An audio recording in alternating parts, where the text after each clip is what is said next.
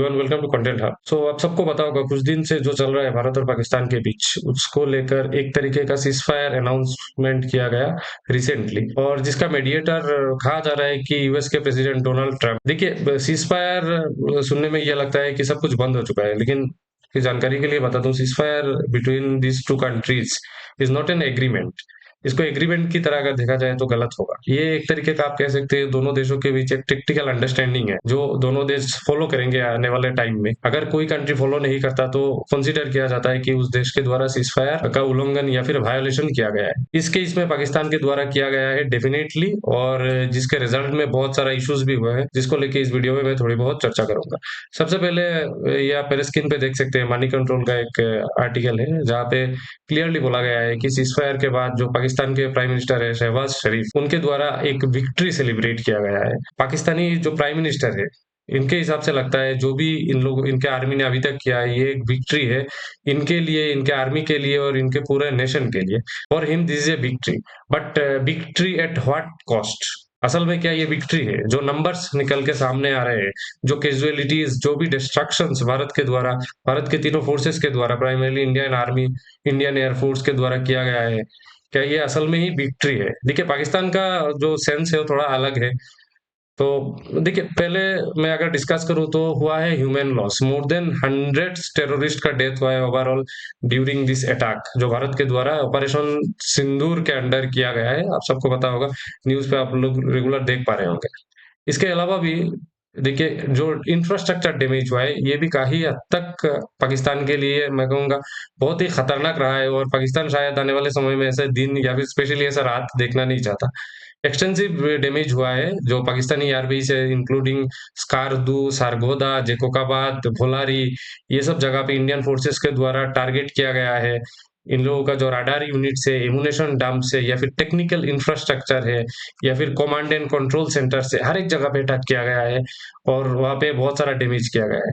तीसरा एस्पेक्ट आता है कि एयर डिफेंस सिस्टम। आप सबको पता होगा, लाहौर पे अटैक किया गया था, इजराइल मेड हेरुप जो ड्रोन है, इसके द्वारा लाहौर पे अटैक किया गया। वहां पे जो एयर डिफेंस सिस्टम है पाकिस्तान को, उसको पूरी तरह की से तहस नहस कर दिया गया। हालांकि one good to know information is that जो एयर डिफेंस सिस्टम है वो चाइना से लाया गया था। असल में वो काम का ही नहीं था। वो अभी डिस्ट्रॉय किया गया, वो नहीं किया गया उतना मैटर नहीं करता, बट फैक्ट इज फैक्ट कि डिस्ट्रॉय किया गया है इंडियन एयरफोर्स के द्वारा। और लास्ट जो एक और पॉइंट है, मैं कहूंगा मिलिट्री इंस्टॉलेशंस। देखिए, मिलिट्री इंस्टॉलेशन ये एक बहुत ही की एस्पेक्ट है during the war between the two countries. लेकिन इस केस में 8 मिलिट्री साइट्स को इंडियन एयरफोर्स के द्वारा कर दिया गया है, जैसे कि रफीकी, मुरीद, चकला, रहीम, रहीम यार खान, या फिर सुकूर, जो स्पेशली है सियालकोट एयरबेस। तो वहां पे भी बहुत सारा डिस्ट्रक्शन कर दिया गया है। देखिए, आप लोग शायद सोच सकते हैं कि भारत पे भी ऐसा किया गया होगा।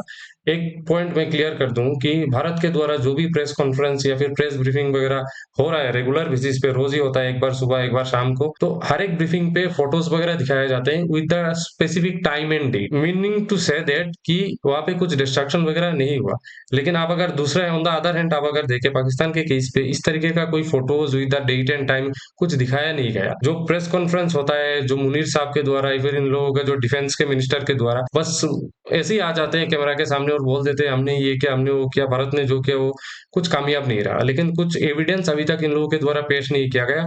मोरोवर, जो इंटरनेशनल मीडिया ऑर्गेनाइजेशन है, वहाँ के जो रिपोर्टर्स है, उन लोगों को भी उसी जगह पे अलाउ किया नहीं गया, जो साफ साफ बयां करता है कि भारत के द्वारा जो स्टेप लिया गया है वो काफी हद तक इफेक्टिव थे, और पाकिस्तान के लिए ये nightmare, overall it's a nightmare. देखिए, ये जो मिलिट्री इंस्टॉलेशन वगैरह तबाह किया गया है, उसके बाद जो सीज फायर वगैरह वो अनाउंस किया गया है दोनों देशों के बीच with the help of US, तो पाकिस्तान और इंडिया दोनों देशों का कहना है कि hours after the announcement of cease fire agreement, explosion हुआ बहुत सारा जगह पे, मेनली इंडियन एडमिनिस्ट्रेट कश्मीर में कहूंगा, हम लोगों का इंडियन कश्मीर, इंडियन साइड में जो कश्मीर है उसी पार्ट में एक बहुत बड़ा एक्सप्लोजन हुआ।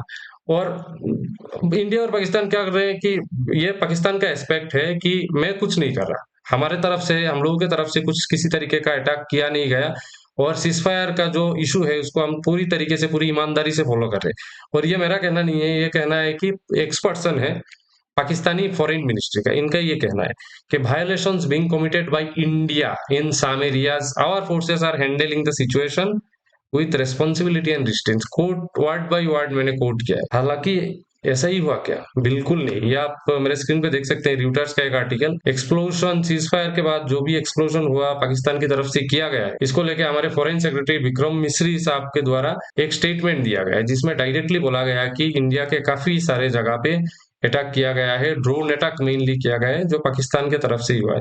और इसी ड्रोन अटैक के दौरान ये जो बीएसएफ के सब इंस्पेक्टर हैं मोहम्मद इम्तियाज जी, इनका देहांत हुआ। और अभी आज न्यूज पे आ रहा है कश्मीर के लेफ्टिनेंट गवर्नर है मनोज सिन्हा जी, वो जाके वहां पे ट्रिब्यूट दे रहे हैं। हालांकि देखिए, भारत के द्वारा जो भी स्टेप अभी तक लिया गया है, ये बहुत ही टाइट एंड इफेक्टिव था।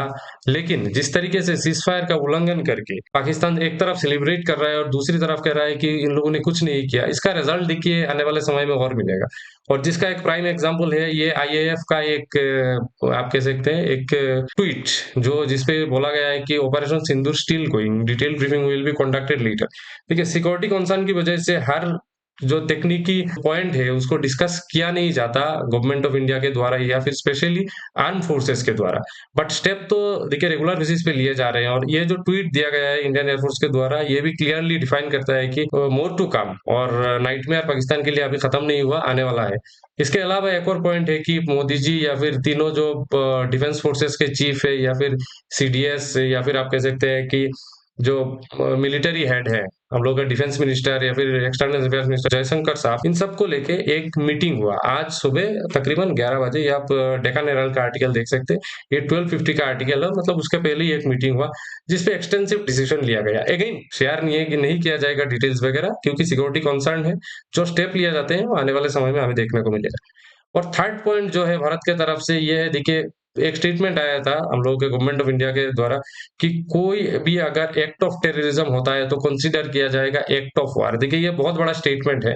मींस सीज फायर के बाद अगर कुछ ऐसे स्टेप लिए जाते हैं पाकिस्तान के द्वारा जो एक्ट ऑफ टेररिज्म के अंडर आता है, तो भारत सरकार उसको एक्ट ऑफ वार के जरिए ही कंसीडर करेगा, और जिसका इम्प्लीकेशंस पाकिस्तान के ऊपर बहुत ज्यादा होगा। मतलब अभी तक जो हुआ है शायद उससे भी कुछ भयानक हो। ये हो गया भारत सरकार के द्वारा क्या स्टेप लिया जा सकता है after this violation of cease fire.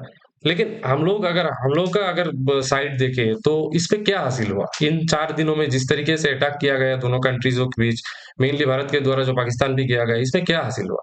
देखिए ऑब्जेक्टिव बहुत सारा हासिल हुआ है। एक है मैं कहूंगा मिलिट्री ऑब्जेक्टिव। ये मिलिट्री ऑब्जेक्टिव क्यों? क्योंकि भावलपुर, मुरीद के, या फिर मुजफ्फराबाद, या फिर आप एयर डिफेंस सिस्टम पे जो टारगेट किया गया है, या फिर एयरफील्ड पे जो अटैक किया गया है भारत के द्वारा, ये एक तरीके का मिलिट्री ऑब्जेक्टिव पे सक्सेसफुल अटेम्प्ट था। दूसरा पॉलिटिकल ऑब्जेक्टिव, आप अभी कह सकते हैं कि कैसे पॉलिटिकल ऑब्जेक्टिव पे सक्सेसफुल है हम लोग, क्योंकि इन लोगों को आईएमएफ के द्वारा लोन तो दिया जा चुका है।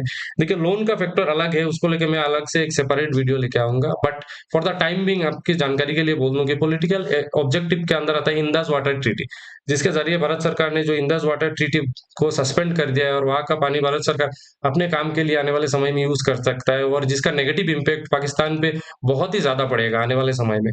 तो ये एक पॉलिटिकल ऑब्जेक्टिव में मैं कहूंगा एक बहुत ही सक्सेसफुल स्टेप है। Lastly but not the least, psychological objective. देखिए अटैक हुआ, फिर बहुत सारा मिलिटरीली बहुत सारा चीजों को वहां पे नष्ट कर दिया गया पाकिस्तान पे, उसके ऊपर जो इंदस वाटर ट्रीटी को बैन कर दिया गया, उसके ऊपर जो ह्यूमिलिएशन पाकिस्तान को झेलना पड़ा through out this overall this international stage, ये एक तरीके का साइकोलॉजिकल ऑब्जेक्टिव में मैं कहूंगा विक्ट्री है भारत के द्वारा। हालांकि पाकिस्तान के द्वारा हम लोग इसे सेलिब्रेट नहीं करेंगे, but we know what we have done so far. So अगर इस विषय में कोई अपडेट आता है तो मैं डेफिनेटली एक अपडेटेड वीडियो आप सबके लिए लेके आऊंगा। You can type your views and suggestion in the comment sections. Thanks for watching the video. जय हिंद, जय भारत।